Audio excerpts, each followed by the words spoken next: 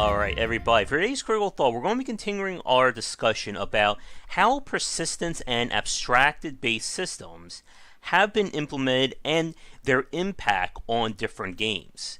This is a continuation from our previous video discussing what happened to the strategy game genre and how by implementing free-to-play or abstracted-based progression, it's kind of, in my opinion, ruined it, with examples like Clash Royale, Command & Conquer Rivals, South Park Phone Destroyer, and many upon many more. Now, the reason for this video comes from when we did the recent replay of Age of Empires 3 on the Saturday Night Grab Bag. Now, Age of Empires 3 would be the last of the main branch games designed by Ensemble Studios, with them eventually going on to making Halo Wars and having big huge games finish the expansion for AoE 3. Before Age of Empires 3 was released, one of the major people behind Ensemble Studios, Bruce Shelley, gave an interview and he talked about the idea of the home city. And the home city became not only one of the most polarizing elements added to the franchise, but kind of the foundation or the birthplace for what we're seeing today with competitive and free-to-play games, with this idea of a persistence element on top of it. Now, to talk more about what the home city concept is, we're going to have to use the Wayback Machine and visit past Josh, who talked about this on the Saturday Night Grab Bag. So, enjoy this little trip to the past. Now I can show off this, because this is where the whole home city concept comes into play, and why it annoyed so many people. So, the home city, from a personalization aspect, you can add these different units, you can change how they look, stuff like that. But the big thing are the decks. So if you notice, on our previous play, we had only so many cards we could assign to a deck. Like so. You can see we can have a total of 20 cards, and the 20 cards are split between the 4 ages and the 5 buildings here. Now we come over here, you can see just how powerful some of these upgrades are. Free upgrades that let your villagers get coin and resources faster. Boats gather food faster. Units are cheaper as well. We come over here. We can make our town center stronger. We get free research from Native American settlements for free. This is where you can actually upgrade your buildings. And look, here's right here, this factory card, that's one of the game enders. It basically lets you build that heavy cannon that you saw in the last play. And then down here, artillery can be trained faster. And if you notice, they're locked to home city, or to home city levels. So it's not like I can just build my deck with whatever I want. I have to get to those level thresholds before that happens. So you can see just how annoying this can be. If I'm a level 9 city, I'm fighting a level 10, they can get faster infantry, which I can't get. They can get upgrades to their church, or they can send just free units. And you can probably guess how this factored into the boom, turtle, and rush strategies. I can load my deck with a bunch of military units, just play them right away, and then rip apart my enemies. Now, while they are locked to different ages, it can still be a lot hard. It can be so hard for someone to actually do this. And again, look at this. I can tell the game with the right upgrade to immediately get 600 food, wood, or gold as soon as I age up. So what people did was they would spend age 1 getting nothing but food, and then immediately, once they age up to level 2, send the 600 wood upgrade or crate, and then that lets them basically build a free barracks. And this is why this kind of abstraction at play can really come back to bite you if you're trying to build your game around a balance or two balanced sides. So for instance, I could build another one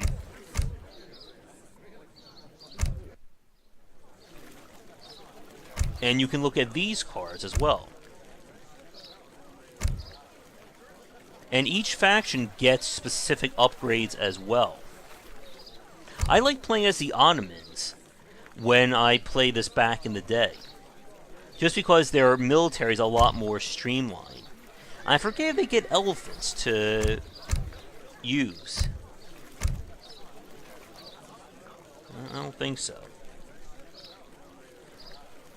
But you get, again, like a very wide mix of units. Here are the anti-building units I was thinking about.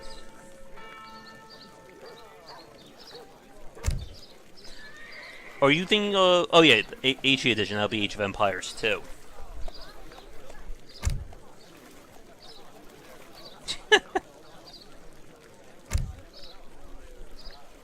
I mean, when this first was announced, I really loved this idea of this persistent system. But the problem is, it's a persistent system that not everyone can get access to everything at the same time. So you're kind of in deep trouble because of it. And it's the same thing that I see with Command & Conquer Rivals, South Park Foam Destroyer, all the things I was talking to Ramin about on our Saturday live stream there. Alright, so now we're back to the present here.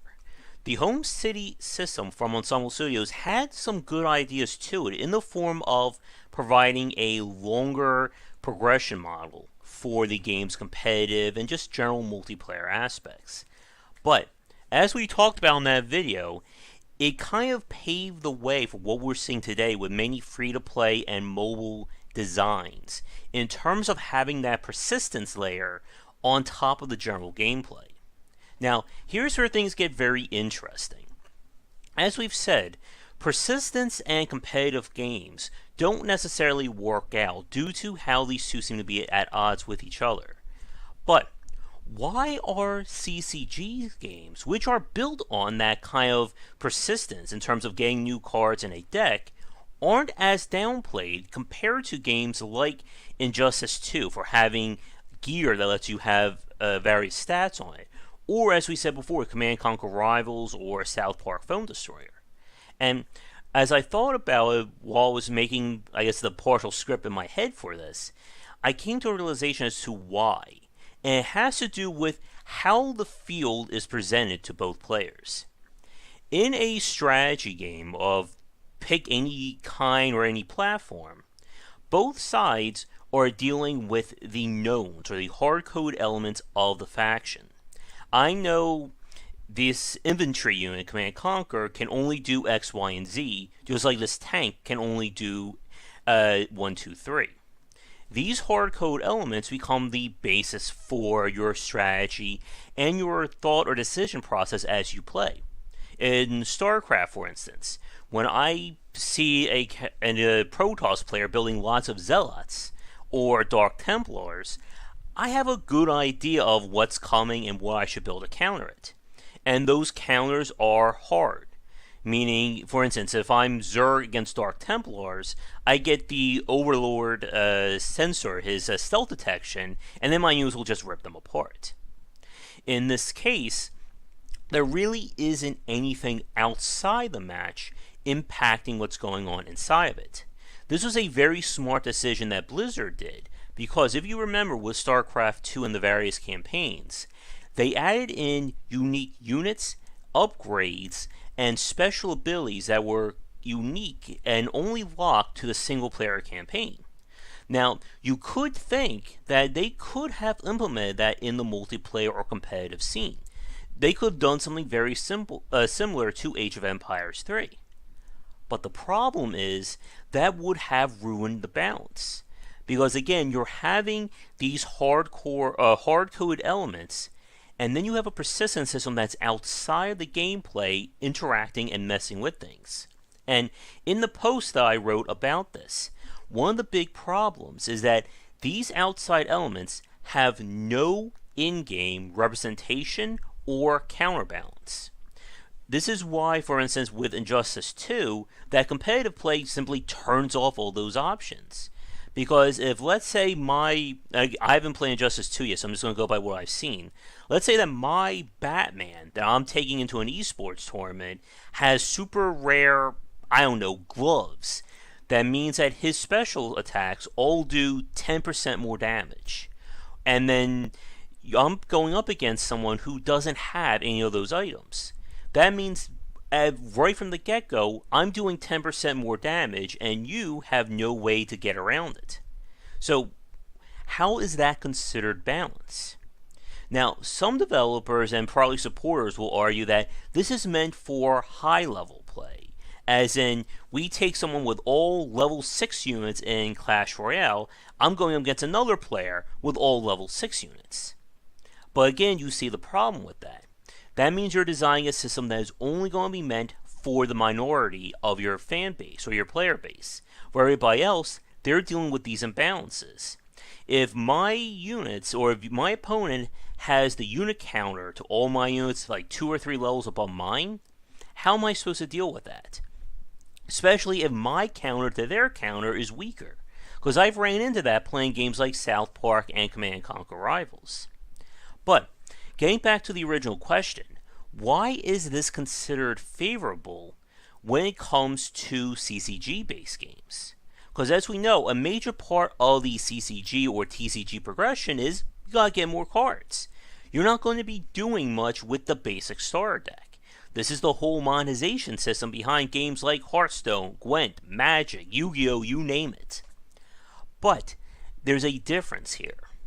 While that persistence occupies outside of playing the game, it doesn't impact anything that goes on within the game. Not in the same sense as when we look at games like Clash Royale. My Tibor card in Gwent is the exact same functionality and use as your Tibor, and your friends, and 500 other players. Yes, I may have that card, or you may not have it, but within the game space, once we're in a match, everything is still fixed and consistent. Imagine again, if in a game like Gwent or Hearthstone, you could upgrade your cards using fairy dust or some other resource Blizzard implements. That would, I'm not saying probably, that would break the entire balance of the game. Because what happens if my card is rank 2 and your card is only rank 0? Chances are I'm going to have a far easier time playing. But the point is, the persistent elements in a CCG-based game occupies outside of the game space. Because even if I have a card that you don't have, you could still have the counter to that card. And this is a big difference from strategy-based games, and again, the Age of Empires 3 example.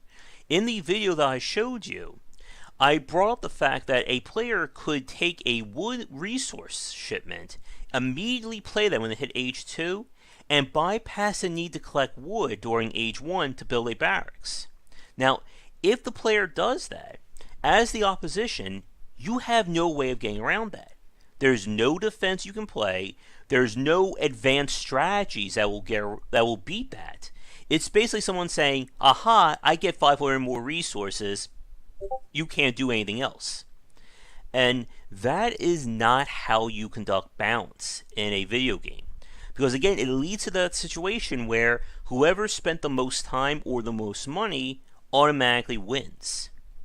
So the question, to begin to wrap things up here, the question now turns to, is there a fair way to implement these systems in a competitive atmosphere? And that's a lot tougher.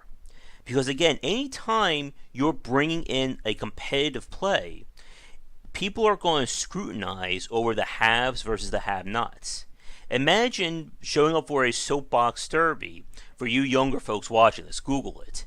And everybody used homemade materials, and then you have that one person who went to Home Depot or whatever and spent like $2,000 on construction. It's like, yes, it's a soapbox, but your box is certainly going to be a lot better than everybody else's. And again, whenever you take these outside elements, it's going to clash with the hard-coded ones. Again, the other example we talked about was Command Conquer 4, which at some point we should maybe do a video on that one. But trying to bring these elements is not easy. I think the only way, or one possible example, is with the implementation of bringing in a hard-coded deck, meaning that we don't have a fixed pool to begin with, in the sense that I don't have a faction of units, you don't have a faction of units. We each build our own from a pool. That pool we have complete freedom of choice over, but they're still hard-coded. Meaning, if I choose a blue dragon and you choose a blue dragon, they're both still going to occupy the same utility and the same stats. But let's say I have a better barracks card, or you have a better farm card, stuff like that. In this case, the competitive aspect of what's happening in the match is still preserved, but we still have the personalization, the customization that occurs with that persistence and progression. And while I don't think this is a perfect solution, it still, I think, is a lot more balanced than saying everybody has the same things, but my guy can get 20% more damage simply just because. But what do you think about this? And do you think we will ever see an esport level game with the same kind of persistence and progression model that we see in games like Injustice or Clash of Clans and so on and so forth? Let me know in the comments below, but thanks for watching today's Critical Thought. If you're new, be sure to check back for daily discussions on game design here and on Game Wisdom, where we examine the art and science of games. Until our next video, have a great day. Before we get to the credits, I just want to give a quick shout out to the fans and supporters over on patreon.com/gwbicer. Thank you so much for watching this video. If you enjoyed it, be sure to like and subscribe to the channel. Check back around 10 Eastern for regular streaming. If you'd like to suggest games for me to cover or topics to talk about, let me know in the comments below. For a collection of my writings as well as weekly podcasts on design, check out game-wisdom.com. To support the Game Wisdom Patreon, you can find us on there on patreon.com/gwbicer. $1 will get you into our private Discord channel where we talk game topics and more. $5 will get you voting privileges for any major event, including the Saturday Night Grab Bag, Patreon-funded goals, and more. Thanks again for watching, and I hope you enjoy more videos here on the Game Wisdom YouTube channel.